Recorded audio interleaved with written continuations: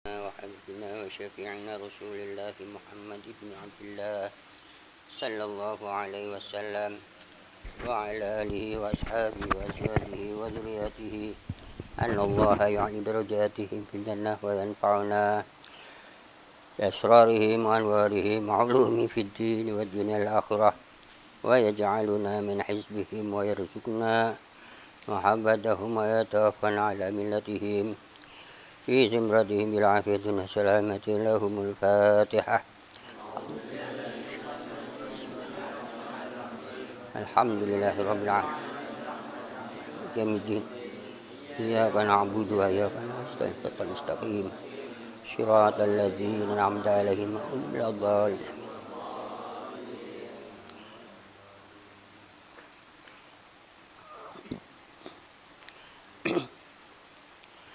Bismillahirrahmanirrahim.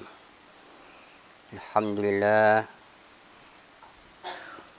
Wassalatu wassalamu ala rasulillah la nabiyya ba'dah. Sayyidina wa maulana Muhammadin sallallahu alaihi wasallam wa ala alihi wa sahbihi wa man walah. Amma ba'du.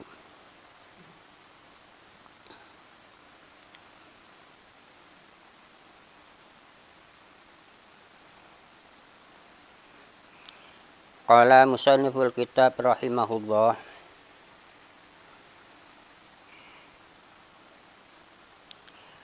Wa amma dalilu ala hudusil alami fa'lam annal alam ajramun wa aradun faqad kama taqaddama wal a'rad kal harakati was sukuni hadisatun bidalili annaka tusyahiduha mutaghayyiratun min wujud ila adam wa min adami ila wujudin kama tarahu fi harakati zaitin fa innaha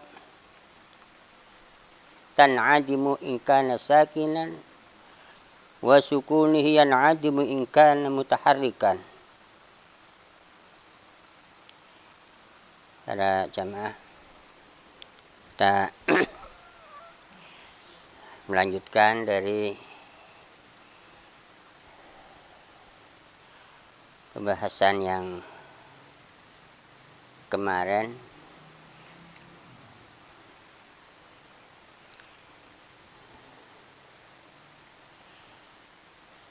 mengenai pembuktian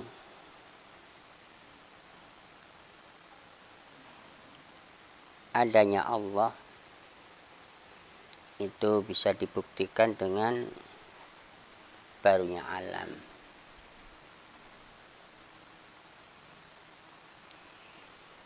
Jadi tidak ada cara lain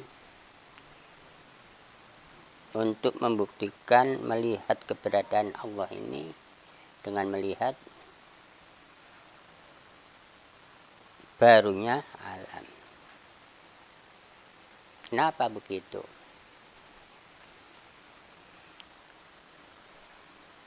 Karena barunya alam ini, karena sesuatu yang baru itu pasti diwujudkan.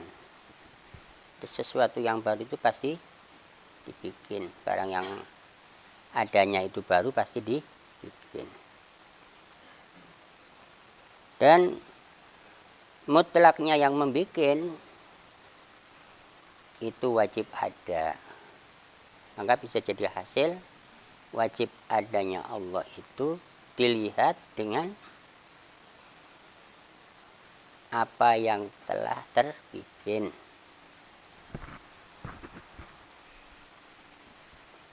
Memang nggak ada cara lain, nggak ada. Dan tidak semudah orang mengakui barunya alam itu, nggak semudah itu.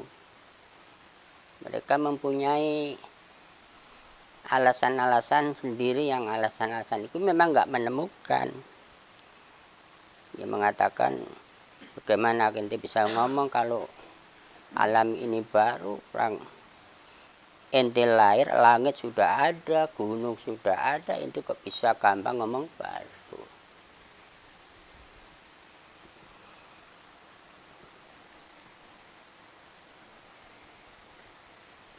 Tapi itu tidak menjadi tidak menjadi urusan bagi kita yang menemukan. Karena kita kembalikan bahwa mutlaknya fa'il itu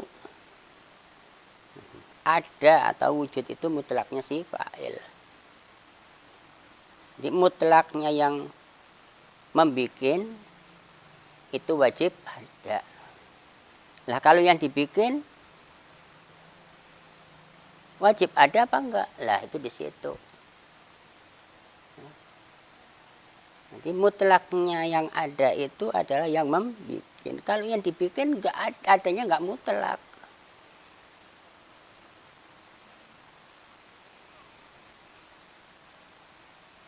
Nah, yang bersifat ada itu jelas sesuatu yang membikin apa yang dibikin.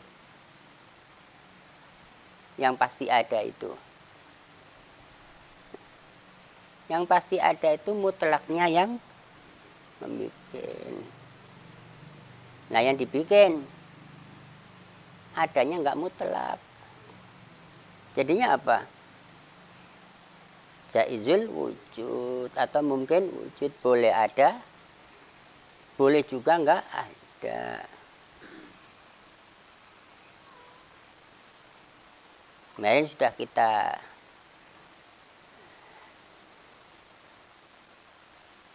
bahas keberadaan alam atau keberadaan kita ini sebelum kita ada ini kan boleh saja enggak ada selamanya.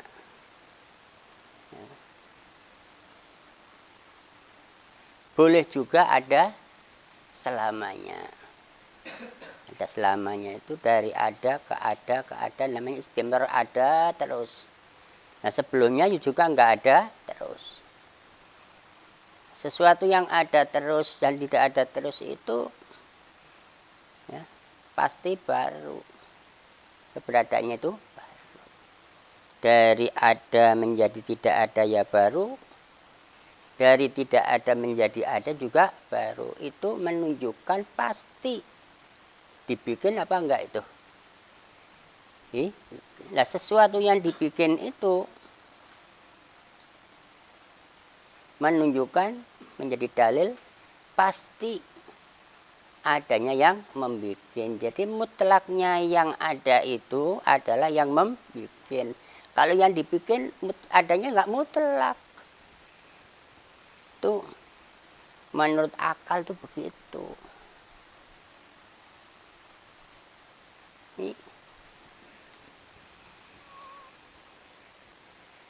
Bagaimana nanti kita mensifati yang membikin dan mensifati yang dibikin kalau kita tidak berangkat dari melihat barunya si alam. Karena baru itu adalah sifat adanya yang dibikin.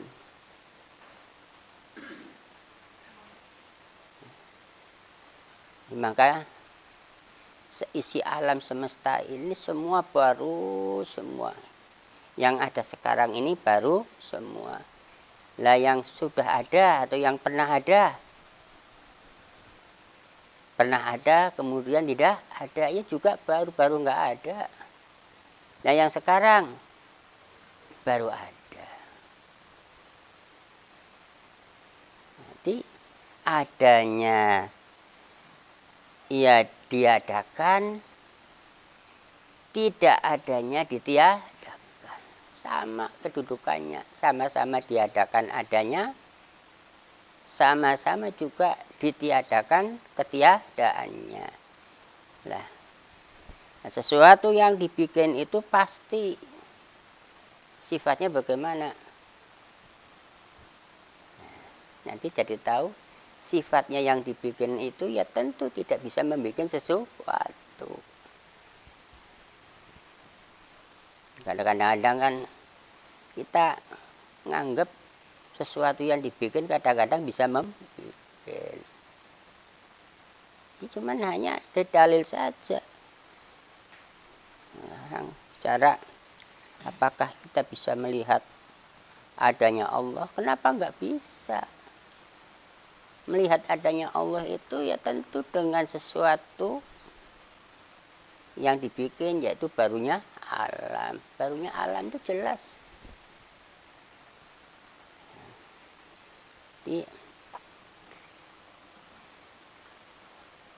Seperti ayat-ayat atau tanda-tanda sesuatu yang dibikin itu ada pada diri kita sendiri.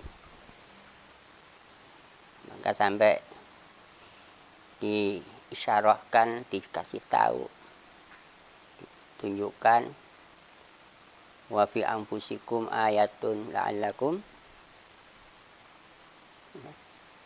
afala tubsirun.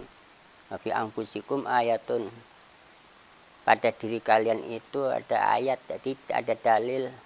Afala tubsirun, masanya lihatlah. Kita itu suruh melihat diri kita terus-terusan. Tidur,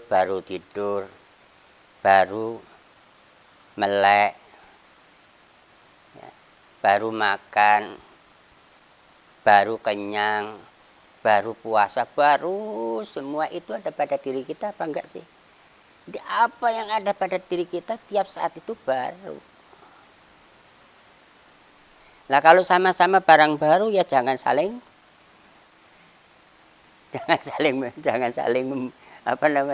jangan menganggap bisa menjadikan. Ente baru, anak juga baru, jadi nggak nuduh ente yang bikin saya dan saya juga tidak bisa bikin kamu. Mamanya kita satu keluarga kok paham ini, tahu sifatnya yang dibikin, adem, kita nggak pernah berantem dah. Nggak pernah ruwet. Jadi bini nggak pernah nuntut, dikira kita yang ngasih makan, dikira kita yang ngasih apa, sehat, nggak pernah bisa bikin sehat, nggak pernah bikin lapar, nggak bisa bikin kenyang, nggak bisa bikin tidur. Jadi nggak pernah nuntut sama kita, tahu sama-sama kita dibikin, jadi tidak bisa membikin. Gara-garanya lupa apa nggak tahu lah, beda ya. Namanya lupa itu sama dengan tidak tahu. Lah kalau memang orang itu tidak kenal Allah Ta'ala ya nggak pernah lupa. Ya namanya lupa itu pernah tahu. Lah kalau nggak pernah tahu, nggak pernah lupa.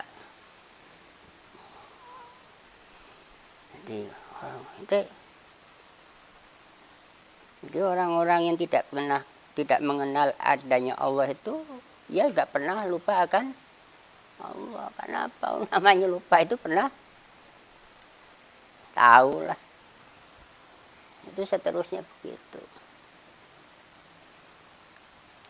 Nah, ini argumen atau hujah kita sendiri. Tiap saat kalau kita ingin melihat keberadaan adanya Allah, ya kita melihat barunya kita sendiri, bahwa sesuatu yang baru itu menunjuk apa? Menjadi dalil apa? Sesuatu yang baru. Sesuatu yang baru itu jadi dalilnya dibikin. Nah, sesuatu yang dibikin menunjukkan pasti, ya kan? Pasti adanya yang membikin. Jadi kalau sudah pasti adanya yang membikin, itu yang dibikin tidak pasti ada. Ini sudah membedakan sesuatu yang dibikin ini tidak pasti ada, berarti jadinya apa? Jaiz wujudnya. Jadi mutlaknya wujud itu adalah yang membikin. Kalau yang dibikin wujudnya nggak mutlak. Jadi apa kalau wujudnya mutlak? Muqayyad. Nah, dengan muqayyad itu wujudnya ya berkaitan dengan adanya yang lain. Ada waktunya, ada tempatnya. Ini kan kaitannya begitu. Makanya tiap-tiap jirim itu pasti menempat, lahirnya ada waktunya. Itu kan kaitannya dengan waktu, kaitannya dengan tempat, dan seterusnya begitu. Kemudian Sini mengatakan wa amma dalilu ala hudusil alam. Nah ini ada soal muqaddar ya. Muqaddar itu jadi jawabannya wa amma. Dan adapun itu kan saya mau menanyakan apa pembuktiannya alam ini baru. Kalau tadi barunya alam ini membuktikan dibikin. Dan sesuatu yang dibikin itu pasti ada yang membikin. Jadi sesuatu yang dibikin wajib wujudnya yang membikin. Jadi wajib wujudnya yang membikin. Jadi yang membikin itu mutlaknya wujud. Wajib wujudnya yang membikin, lah yang dibikin tidak wajib wujud. Kemudian dan adapun, tuh kalau pertanyaannya begini. Bagaimana membuktikan barunya alam?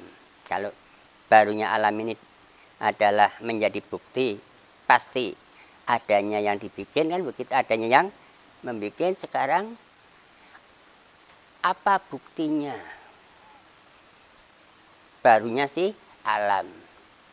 Nah, di sini jawab sebenarnya ada pertanyaan ataupun soal yang muqaddar ya. Wa amma dalilu hudusil alam. Dan adapun pembuktian atas barunya alam, maka fa'lam, maka ketahuilah. Dia jangan sampai enggak tahu. Jangan sampai enggak tahu itu di sini katanya alam ini dibikin begitulah. Jadi masih kalau katanya sama dengan apa? Katanya itu sama dengan tidak tahu. Nah,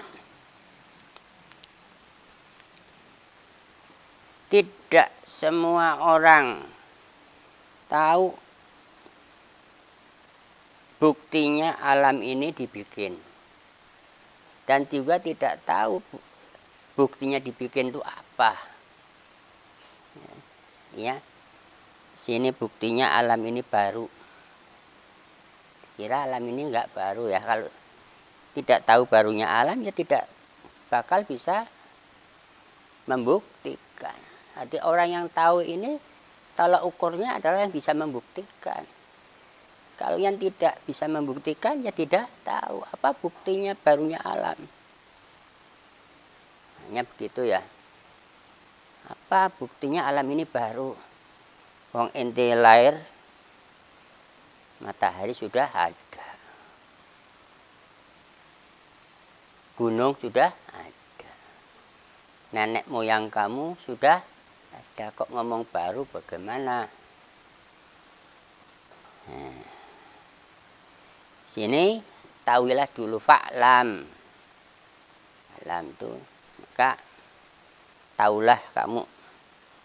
Ini berarti di sini afrodnya ya, ijen itu fa'lam itu amarnya mufrad, bukan fa'lamu. Kalau fa'lamu itu berarti semua tahu, kalian semua. Kalau fa'lam itu tiap-tiap diri orang mukmin atau orang mukallaf harus tahu. Annal alama ajramun wa radun faqat. Kenali dulu bahwa yang namanya alam itu isinya tidak keluar daripada jirim dan arad.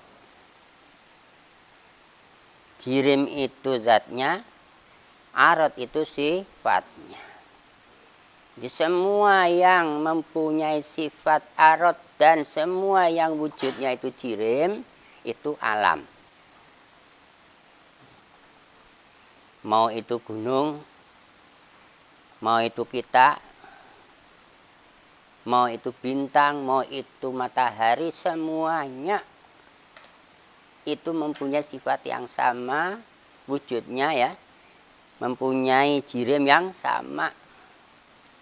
Walaupun aradnya itu berbeda-beda, tapi jirimnya sama.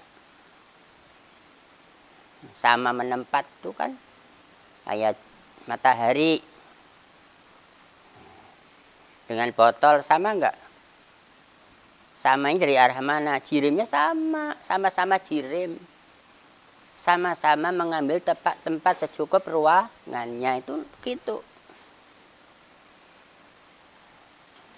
Nah, seandainya menganggap Tuhan itu jirim, ya sama dengan matahari, sama dengan kita nantinya. Dan apa-apa yang menempat itu disebut namanya jirim. Mau itu kelihatan mata, mau itu tidak kelihatan mata. Ada tempatnya enggak, ada jirim dah, gitu saja. Kayak angin. Angin kelihatan mata enggak? Tapi ada tempatnya enggak? Ada, bagaimana angin enggak ada tempatnya? Kalau dikatakan warnanya enggak ada, tapi tempatnya ada. Nanti sini alam itu diketahui isinya tidak keluar daripada jirim dan arad. Tak diakui dulu. Benar enggak? Ya benar, enggak bisa ditolak ini. Makanya namanya alam itu apa? Alam itu ya langit, bumi, ada alam manusia, ada alam jin, ada alam. Tapi isinya apa? Enggak tahu. Jadi ngomong alam itu ya macam-macam lah dianggapnya.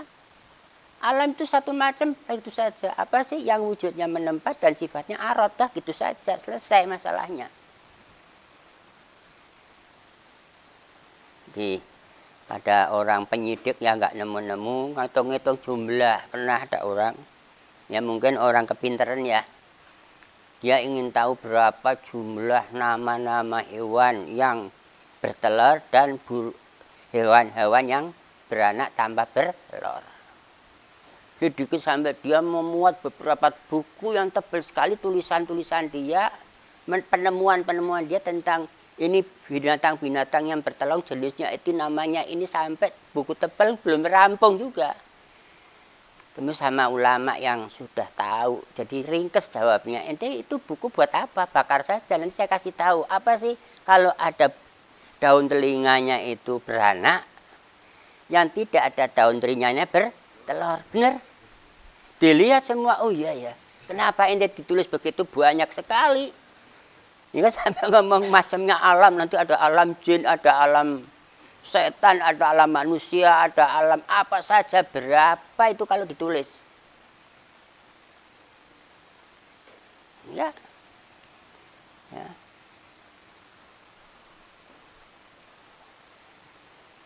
Nah itu begitu. Tuh. Orang puas dah kalau setelah tahu ini. Terus karena apa? Enggak bisa menolak. Setelah ada jawabannya namanya alam, yang mana sifatnya tahu dan wujudnya tahu. Yang mana wujudnya itu menempat, sifatnya itu arad, itu disebut namanya alam. Ada yang mengatakan gini lagi. Seperti dalam keterangannya Imam Ar-Razi ada kitab Arba'in mengatakan mahwal alam. Apa yang disebut alam? Alam alam huwa masih wallah. Dikatakan alam itu huwa, yang disebut alam itu masih wallah. Kalau salah arti bisa mengatakan bahwa alam itu selainnya Allah, kan begitu kan? Yang namanya alam itu selainnya Tuhan. Jadi Tuhan punya selain. Kalau nggak ada alamnya berarti nggak ada selainnya, kan begitu. Jadi nggak menetapkan hukum. Kalau mengatakan alam masih wallah, punya mana apa sih? Al-alam masih wallah itu alam itu yang tidak wajib wujud, begitu maknanya. Kalau kita Allah Ta'ala itu adalah fa'il, mutlaknya fa'il itu adalah wajib wujud lah. Maf'ul ya tidak wajib wujud. Dikatakan al-alam masih wallah, alam itu yang tidak wajib wujud. Nah, yang tidak wajib wujud disebut apa namanya? Mungkin wujud atau jaizul wujud. Nah, terus perluasannya banyak, isinya apa saja lah. Nanti ketemu ada arad, ada jirim.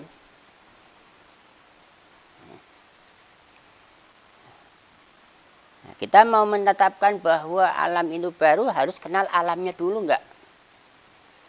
Nah, kalau sudah kenal alamnya dulu, isinya alam itu tahu, baru dihukumin baru. Mau dihukumin baru, mau dibuktikan barunya. Lah kalau kita belum tahu isinya alam, bagaimana bisa membuktikan barunya? Mana alam jin. Nah, bahwa sebelumnya ada semuanya, itu iblis jin sudah ada dulu, tua iblis. Jadi, lah yang sekarang iblis itu baru enggak? Ya enggak baru. Lah adanya sekarang kok enggak baru, kan aneh ya. Apa saja yang adanya sekarang itu baru. Kalau yang adanya dulu ya fana ya. Nah, dulu itu sudah tidak ada, yang ada yang mana? Yang sekarang.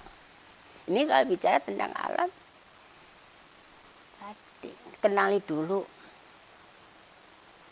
Mau menghukumi baru itu kenal dulu, ya mau dihukumin baru itu apa? Yang dihukumin baru itu wujudnya dan sifatnya. Jadi nanti bisa dikatakan al-alam sini anal alama ajramun wa aradun faqat.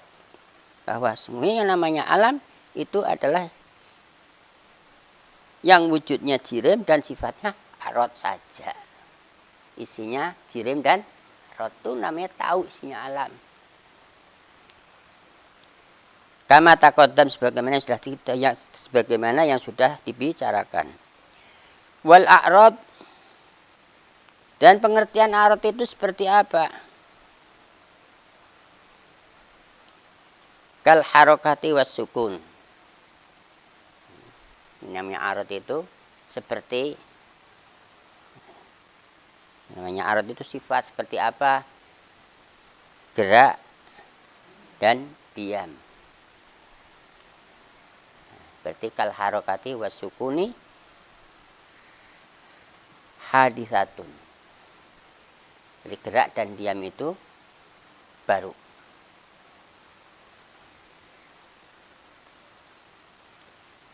Ini dibuktikan dengan mata saja kelihatan. Ya. Namanya gerak dan diam itu, gerak ya sifatnya si jirim, gerak itu ada pada jirim, sifatnya jirim, diam juga sifatnya gerak ada pada jirim, diam pun ada pada jirim. Jadi gerak maupun diam itu menjadi sifatnya si jirim. Karena a'rad itu sifat yang nampak pada jirim. Kalau jirimnya nampak enggak? Jirim itu zat. Nah, yang bisa digambarkan yang nampak itu gerak dan diamnya, yang bisa digambarkan gerak dan diam. Karena pada diri kita punya gerak diam enggak? Punya. Matahari punya gerak dan diam. Angin sama enggak ini? Sesuatu yang benar enggak bisa dipungkiri. Aku iya, coba carikan ya, jirim yang tidak punya sifat gerak dan juga tidak punya sifat diam. Nanti suruh nyariin benda apa yang tidak gerak dan diam. Suruh gambarkan, dah bisa enggak kira-kira? Tentu la yatasawwaru fil akli wujuduhu, mustahil ada jirim tidak gerak dan tidak diam. Sudah kita bahas pada pembahasan yang lalu. Nah, gerak dan diam itu ditemukan barunya. Gerak ya ditemukan barunya, diam juga ditemukan barunya. Maka gerak dan diam itu sesuatu yang baru. Lah, di sini gerak maupun diam itu bisa disaksikan apa enggak coba? Gerak ya ditemukan barunya, diam juga ditemukan barunya.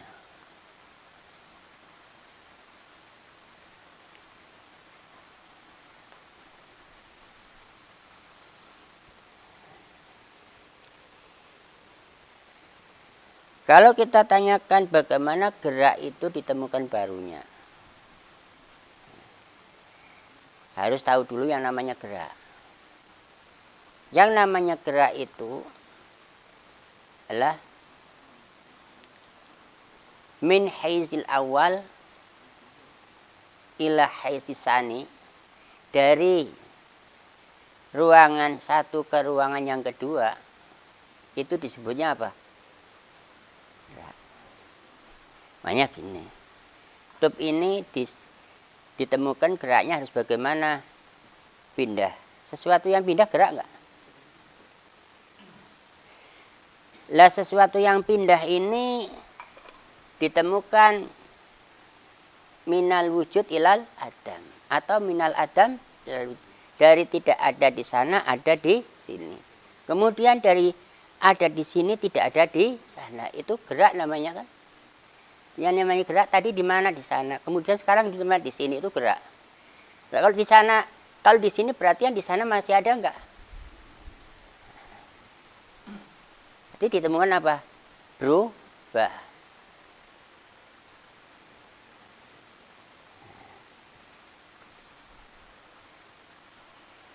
Nah, di sini disebutkan bidalil annaka tusyahiduha mutaghayyiratun minal wujud ilal adam wa minal adam ilal wujud. Gerak ditemukan dari tidak adanya di sana ada di sini. Itu namanya gerak. Berarti ditemukan barunya enggak? Tadi di sana kemudian di sini. Lah yang di sana itu Adam, kemudian di sini wujud. Berubah enggak ini? Berubah. Ini gerak. Kemudian diam.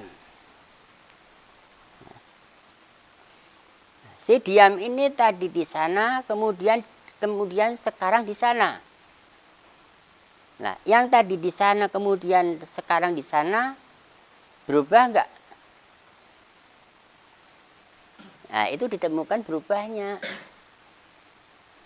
Walaupun itu tidak gerak tapi ditemukan berubahnya. Berubahnya apa? Tadi di sana, sekarang di sana. Yang tadi masih ada enggak? Kalau yang tadi sudah tidak ada, yang sekarang ini ada, tadi sudah ada, kemudian sekarang ini menjadi ada, itu berarti berubah. Perubahan itu, baik itu si gerak maupun si diam, itu dihukumin baru. Jadi dalilnya baru itu adalah berubah. Dari tidak ada menjadi ada, tadi ada di sana, kemudian sekarang ada di sana, berubah. Nah. Kemudian tadi di sana, kemudian sekarang di sini, itu disebut namanya berubah. Baik itu si diam maupun si gerak, itu sifatnya berubah. Nah, sesuatu yang berubah itu baru ditemukan baru. Jadi dalilnya baru apa?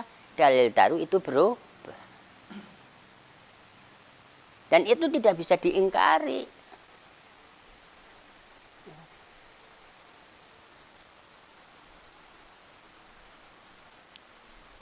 Jadi sebagai gambarannya annaka tusyahiduha mutaghayyiratun min wujud ila adami wa min adami ila wujudika matarahu fi harakati zaitin. Seperti yang kamu lihat geraknya si zait namanya ya. Fa innaha,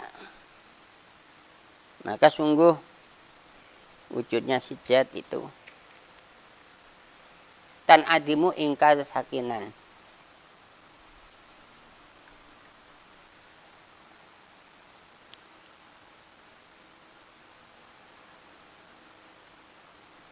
Wujud hizan itu menjadi adam apabila adanya itu diam. Ya, diam. Kemudian wasukunuhu yan adimu inkana mutaharikan. Diamnya si zat ini menjadi adam ketika si zat itu bergerak. Namanya ya. Tangan saja dah. Tangan tadinya bergerak kemudian diam, berubah kan ya. Nah, kalau ketika tangan itu diam, tadinya itu bergerak, berarti ini berubahnya dari gerak ke diam menjadi adamnya menjadi tidak adanya si gerak, kemudian adanya si diam. Itu berubah namanya. Dari gerak ke diam ya berubah, gerak itu sendiri ya berubah. Diam juga berubah. Yang seperti tadi kita gambarkan. Nah, sesuatu yang berubah itu ditemukan barunya.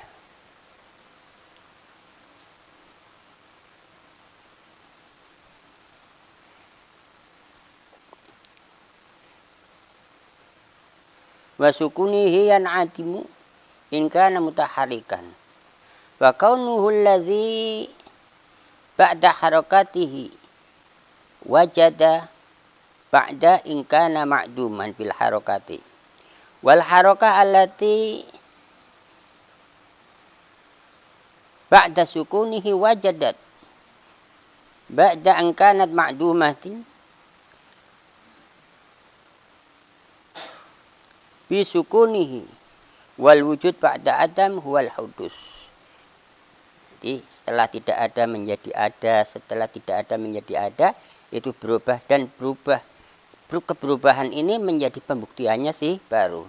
Maka fa'alimta annal arad hadisatun, bahwa kau ketahui kemudian bahwa yang namanya arad, gerak dan diam itu contohnya itu baru. Jadi apa yang disebut arad itu adalah sifat yang ada pada jirim. Nah, sesuatu yang ada pada jirim ini ditemukan barunya. Sekarang kita melangkah membuktikan barunya si jirim. Tadi barunya si arad, sekarang barunya si jirim. Bagaimana dia mengatakan jirim itu baru? Nah, di sini dikatakan bahwa jirim itu baru dari arah anal a'radha hadisatun wal ajramu mulazimatul lil a'rad. Yang namanya jirim itu dilazimi si arad. Namanya jirim itu dilazimi si arad. Yang namanya zat itu dilazimi oleh sifat. Lah kalau yang melazimi jirim itu baru, maka si jirimnya menjadi baru. Ya gini. Ini gerak, tangan ini gerak, kemudian tangan ini diam. Maka tangan yang gerak itu masih ada enggak? Jangan ngomong itu tangannya itu tangan yang diam. Tangan yang gerak sudah tidak ada. Karena apa? Berubah dari gerak menjadi diamlah. Berubah gerak dan diam itu sifatnya. Nah, sesuatu yang dilazimi oleh sifat yang baru, maka yang disifati juga baru.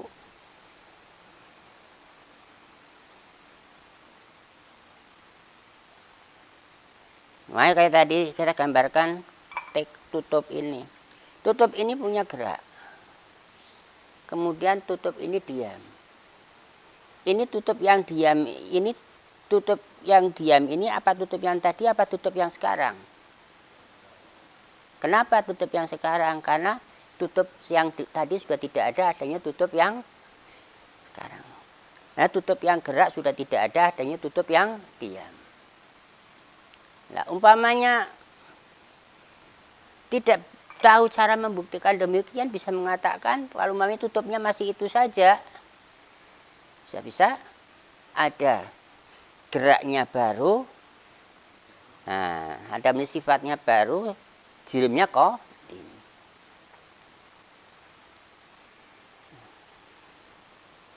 Ya, kita contohkan lagi pada diri kita. Kita itu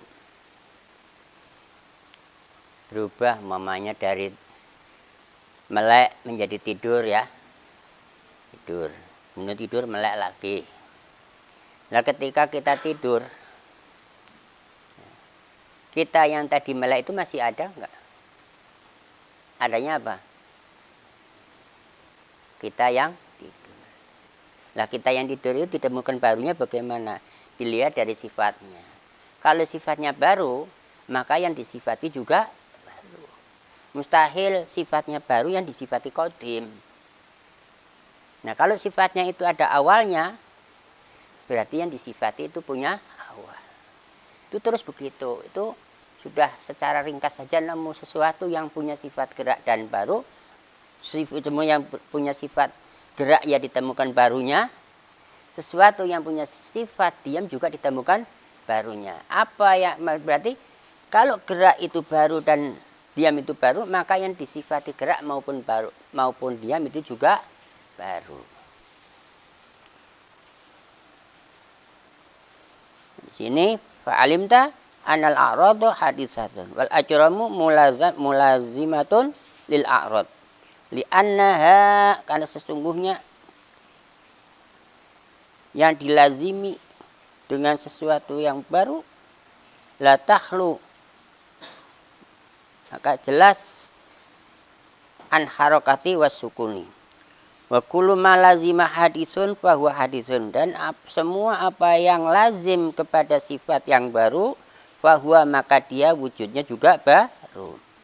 Artinya ay mujidin ba'da adami, adanya itu setelah dari tidak ada. Fal ajramu haditsatun, maka bisa disimpulkan yang namanya jirim itu baru. Fal ajramu haditsatun aidan, maka jirim itu juga baru pula.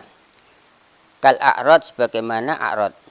Maka fahasilu hadzal dalil, maka menjadi kesimpulan, menjadi hasil dalil ini, antakula, bila mana kau ucapan al ajramu mulazimatun lil a'rad, bahwa jirim itu yang dilazimi dengan a'rad haditsatun itu dilazimi dengan a'rad yang baru.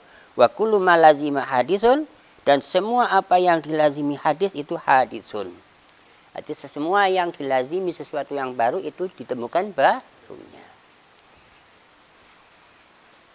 Maka hasilnya atau natijahnya anal ajrama haditsatun, bahwa sesungguhnya yang namanya jirim itu baru.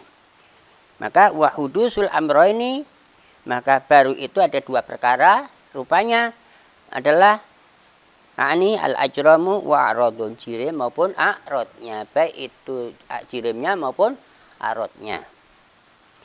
Artinya wujudihima ba'da adami, keberadaan keduanya baik itu a'rad maupun jirim itu setelah tidak ada. Itu dalilun ala wujudihi ta'ala, menjadi dalil ya, bahasa sesuatu yang baru itu menjadi dalil adanya yang menciptakan, dan yang menciptakan itu adalah Allah Ta'ala. Alasannya li'anna kulla haditsin, karena sesungguhnya semua sesuatu yang baru la budda lahu minal muhdits. Jadi semua hal yang baru itu pasti ada yang menciptakan, dan yang menciptakan itu wajib ada. Lah yang diciptakan wajib ada apa enggak? Nah, tentu yang diciptakan itu jaiz adanya.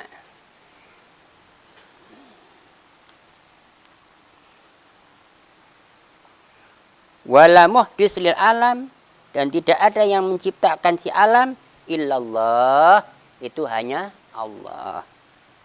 Wahdahu la syarikalah, bersifatan esa yang tidak ada sekutu baginya. Kama sayati, sebagaimana yang akan dibicarakan. Kama sayati, sebagaimana yang akan diajak dibicarakan. Fi dalilil wahdaniyah, di dalam dalilnya wahdaniyah. Wa hadza huwa dalil ijmal, dan semua itu, dan ini semua adalah dalil secara ijmal, atau dalil secara keseluruhan, bukan secara terperinci. Alladzi, yang mana dalil secara ijmal ini yajibu ala kulli mukallafin, yang mana wajib bagi tiap-tiap orang mukallaf, min zakarin wal unsa, baik itu lelaki maupun perempuan, itu ma'rifatuhu, wajib mengetahuinya. Jadi bagaimana akan mengetahui keberadaan adanya Allah tanpa dalil? Ya, kalau tanpa dalil ya kita tidak bisa melihat Allah selamanya karena tidak tahu dalil. Kalau kita melihat apa namanya, melihat botol, melihat gelas ini pakai mata lah, kalau melihat Allah Ta'ala pakai apa, kan gitu kan? Ini mestinya pakai barunya mata juga boleh. Kalau kita melihat Allah Ta'ala pakai ya rambut juga bisa. Kamu kalau melihat Tuhan, wujudnya Tuhan pakai apa? Ya pakai rambut. Kok pakai rambut? Ya dipikir lah nanti. Lah kalau nggak dipikir ya nggak bakal nemu. Begitu namanya. Jadi kalau kita mau melihat keberadaan adanya Allah itu ya dengan dalil. Kalau tidak pakai dalil nggak bakal nemu. Karena apa? Bisa orang itu jadi pemahamannya pemahaman ateis karena nggak nemu begitu.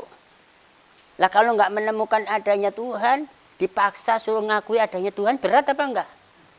Lah kalau memang ada bisa dilihat tuh, coba di mana kalau ada.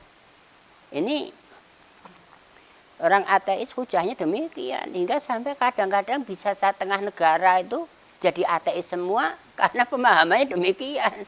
Kalau memang Tuhan itu ada di mana? Dianggap Tuhan itu cagak, paham enggak? Tiang. Hingga kadang-kadang menggambarkan Tuhan itu menempat, nanti ada Tuhan bodong paham? Kelihatan pusernya. Macam-macam penggambaran. Nanti dilukis ada Tuhan, dilukis. Yang kurang puasnya dibikinin yang gede sekalian. Nah ini pendapat-pendapat orang-orang yang tidak mau tahu dengan pemikiran.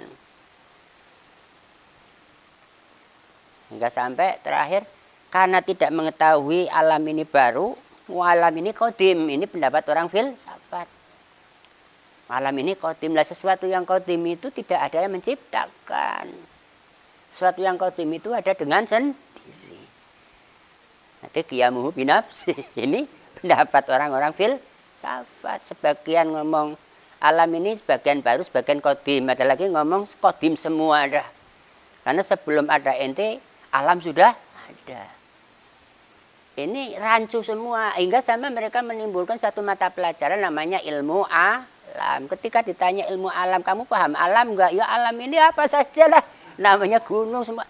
Ini justru disebut ilmu alam, diajarkan di sekolah-sekolah, tapi tidak tahu yang namanya isinya alam. Akhirnya hasilnya apa? Jadi pemikirannya pemikiran ateis. Nah, bagaimana tidak? Timbul dari pelajaran kalau nggak jadi ateis ya jadi filsafat. Hujan itu asalnya, itu diajarkan kan? Hujan itu asalnya dari apa? Hah? Ini panas naik, panas narik air, naik air mana yang di darat ditarik semua ke atas. Setelah itu nanti ditimpa oleh angin, baru terjadinya hujan. Ini seterusnya demikian, hingga apa?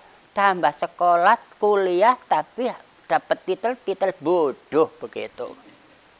Tambah goblok, bukan tambah benar. Lah bagaimana bisa mengetahui Tuhan? Ditanya, Anda beragama? Agama saya, agamanya apa? Ya Islam. Islam itu isinya apa? Sholat, haji, percaya saja. Lah percaya saja, yang maksa itu percaya siapa? Wong tahu aja enggak kok percaya. Percaya itu setelah tahu baru percaya. Oh, nggak pernah tahu kok percaya. Nah, di sini dipastikan ya bahwa wajib bagi orang mukallaf, keharusan bagi orang mukallaf itu yang sudah berakal, baligh itu disebut mukallaf. Kewajiban ini kewajiban syar'i namanya. Syariat mewajibkan makrifat kepada Allah Ta'ala. Nanti harus mengenal Allah Ta'ala dengan dalil. Bi istiqoni itu dengan dalil. Awal wajibin alal insan ma'rifatullah bidalil. Bi istiqoni bimana bidalil. Lah makrifat itu, berpengetahuan itu menjadi syaratnya iman. Syaratnya iman itu berpengetahuan kepada Allah, mengetahui tentang sifat-sifat Allah. Ya. Mengetahui tentang sifat-sifat Rasul. Ini mengetahui. Ini standarnya. Barometernya lah, sampainya kita mengetahui, yaitu tentu dengan dalil. Maka di sini ilmu tauhid itu mengajarkan bagaimana caranya menyusun dalil, caranya menyusun pembuktian.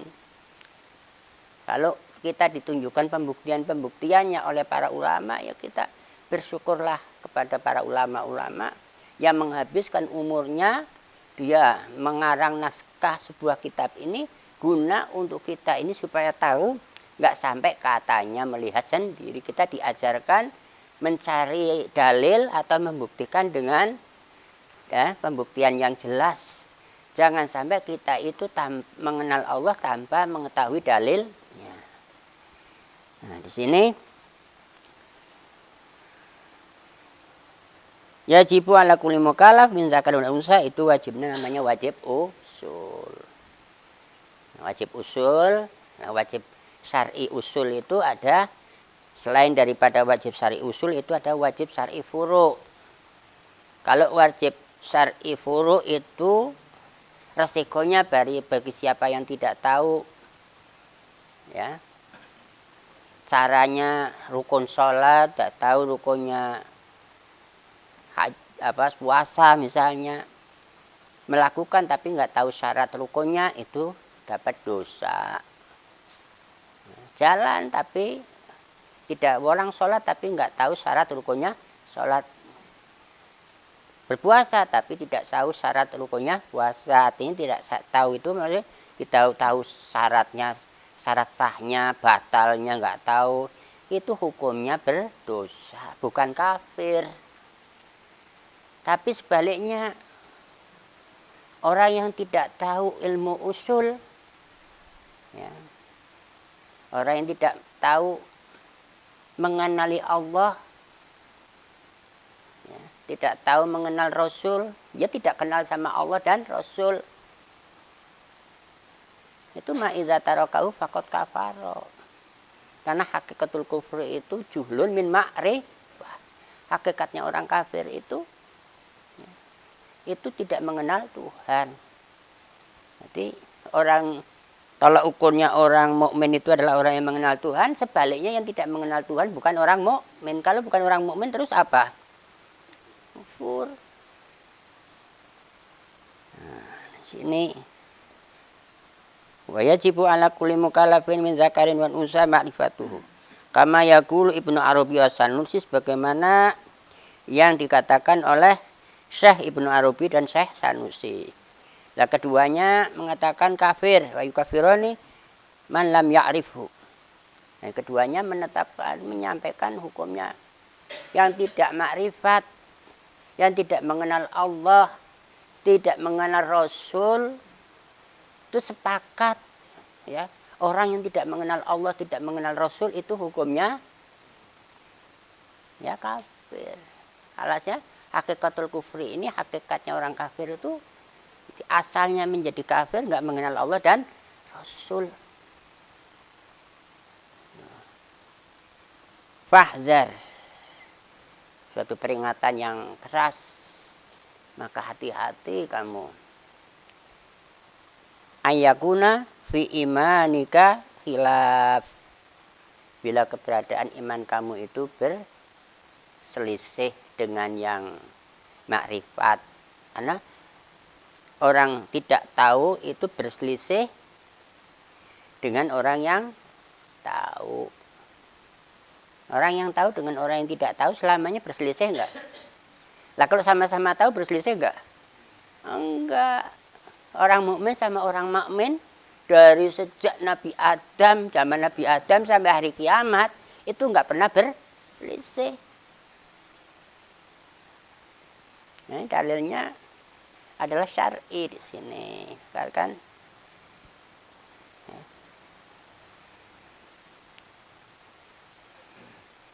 Amanar rasulu bima unzila ilaihi wal mu'minuna kullun amana billahi wa malaikatihi wa kutubihi wa rusulihi la nufarriqu baina ahadin mir rusulih. Tidak ada perbedaan di dalam mengajarkan syariat iman. Ajaran para rasul itu nggak ada yang berbeda. Semua para rasul itu mengajarkan untuk mengenal Allah dan ya, amana rasulu bima unzila ilaihi min rabbih wal mu'minuna yaqulun amana billah wa malaikatihi wa kutubihi wa rusulihi. Semua ajaran sama. Jadi tidak boleh kita itu tidak mengenal Allah, tidak boleh kita itu tidak mengenal Rasul. Maka wajib kita mengenal Allah dan Rasul itu dengan melihat bukti.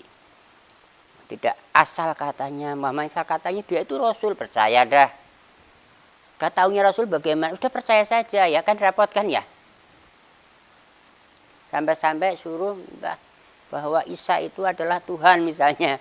Nggak percaya gantung urusannya. Ini urusan main gantung-gantungan. Ini nggak bisa begitu. Umpamanya agama kita mengajarkan ya bahwa Isa itu adalah Tuhan. Ini kita tersiksa nggak kira-kira? Masa ada Tuhan kok lapar? Ada Tuhan naik onta. Tuhan makan siang lah. Nanti ada Tuhan punya nenek. Lah sebelum Isa itu lahir sudah ada neneknya dulu kan. Lah itu yang bikin neneknya siapa? Isanya nanti ada Tuhan balita lah. Tuhan balita. Ini tersiksa, kita akal nggak bisa tidur, makan nggak enak. Gara-gara suruh ngaku yang bukan Tuhan dianggap. Karena nggak menemukan Tuhan yang hak. Tuhan yang sebenarnya. Jadi Tuhan yang tidak sebenarnya diakuin saja dah. Nah ini ya Allah ya kan. Jadi akhirnya menguntungkan siapa? Menguntungkan Vatikan, menguntungkan pendeta-pendeta makan tidur dicariin makan sama pengusaha-pengusaha kaya. Setor deh. Setor deh. Urusannya apa? Setor. Karena apa? Menebus dosa. Sebagai setor penebus dosa. Karena apa? Nanti bisa ketemu Bapak di surga. Itu termasuk yaitu angin-angin surga itu begitu. Jadi orang Islam sudah apa namanya tahu-tahu masuk surga itu jaiz. Ente dimasukkan ke surga oleh Allah itu bukan karena amalmu, bukan karena ibadahmu, semata-mata karena rahmatnya itu mau nggak mau begitu. Itu punya alasan. Seandainya masuk surga karena amalmu itu terbatas. Amal terbatas juga terbatas. Mamanya orang itu beribadah, beramal baik selama 80 tahun. Sedangkan surga selama-lamanya ada kamu dimasukkan ke surga cuma 80 tahun. Seterusnya kamu tidak masuk surga karena amalmu modalnya cuma 80 tahun. Kecewa enggak? Kecewa. Jadi orang yang punya bahwa orang yang beramal baik akan masuk surga dengan amalnya kecewa. Karena apa? Amalnya terbatas. Sedangkan surga itu tidak terbatas selama lamanya ya, tidak inilah nggak bisa memadai lah. Akhirnya mau tidak mau kita mengakui bahwa kita bergantung kepada rahmatnya Allah Ta'ala, karena masuk surga dengan rahmat itu nggak ada batasannya. Orang jangan takut dosa. Kenapa? Lah di sini kalau memang dosa itu nggak ada, Allah nggak bersifatan Ghafurur Rahim. Jadi untung ya kita dikenalkan oleh Rasul bahwa Allah itu bersifat Ghafur. Ampunan Allah itu tidak terbatas, dosa kita terbatas. Jadi nggak ada orang putus asa. Mengakulah kayak dosanya buahnya begini, putus asa lah. Nah itu gara-gara apa? Nggak melihat sisi yang lain. Mudah-mudahan kita ya digolongkan orang yang makrifat kepada Allah, digolongkan orang yang selamat dari kebodohan. Amin amin ya robbal alamin. Insyaallah kita akan melanjutkan pada pelajaran yang kedua, as-sifatus tsaniyah. Sifat yang kedua, wajib bagi Allah Ta'ala persifatan kita. Insyaallah besok malam akan kita bicarakan Al-Fatihah. A'udzubillahi minasyaitonir rajim. Alhamdulillahirabbil alamin. Ar-Rahmanir Rahim. إياك نعبد وإياك نستعين صراط المستقيم صراط الذين أنعمت عليهم غير المغضوب عليهم ولا الضالين. يا ربنا اعترفنا بأننا اقترفنا وأننا أشرفنا على الأعضاء فتب علينا توبة لكل حوبة راتي وأمن رعاتي واغفر لنا ربي ومولدينا آل والإخوان وسائر الإلان وكل ذي عجيرة أو صحبة المسلمين أجمع آمين يا ربي أسمع فضلا وجودا منا منا بالمصطفى رسولي نهضى بكل سول لا وسلم ربي عليه حد الحب وآله وصحبه عدد تأسيسه به الحمد لله في البدء والتنفيذ. Bismillahirrahmanirrahim. Assalamualaikum warahmatullahi wabarakatuh.